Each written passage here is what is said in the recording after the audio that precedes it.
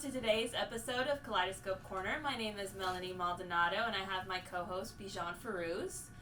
Today we have Alex Fortin. He's our Assistant Clinical Director here at our Melbourne location, and today he's going to talk to us about ABC data collection. Thanks for coming in, Alex. Thanks for having me.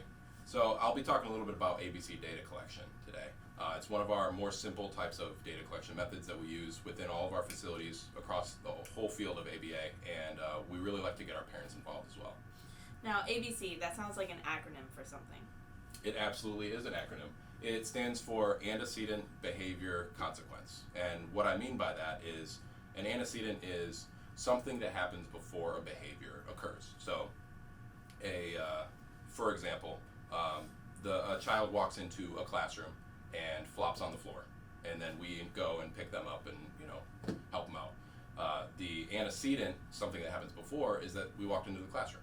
So we know the B stands for behavior. So with the same example of the child walking into the classroom is we're in the classroom, the child flops to the floor. So the antecedent, again, was in the classroom. The behavior is flopping to the floor. And then C for the consequence would be we go and pick the child up, console them, whatever we do after the child flops to the floor. Alex, why is it important to collect ABC data? That's a very good question. So it's important to collect ABC data because we may be able to start to see patterns in terms of if we see that a child will flop to the floor, with that example again, every time that they walk into the classroom, that will be shown in our ABC data collection.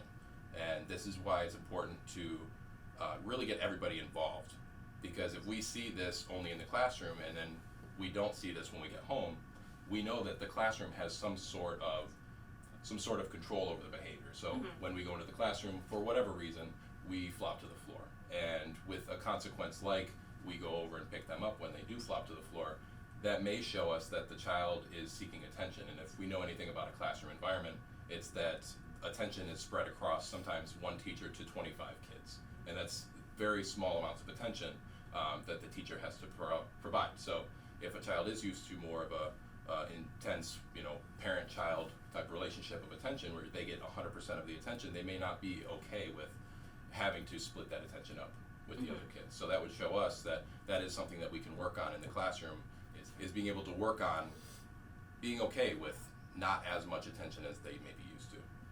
All right. This sounds like a great tool to use to try to come up with hypothesized functions of behaviors. That way, we can provide more effective treatment. So thank you again, Alex, for coming in. It's my pleasure. Great having you.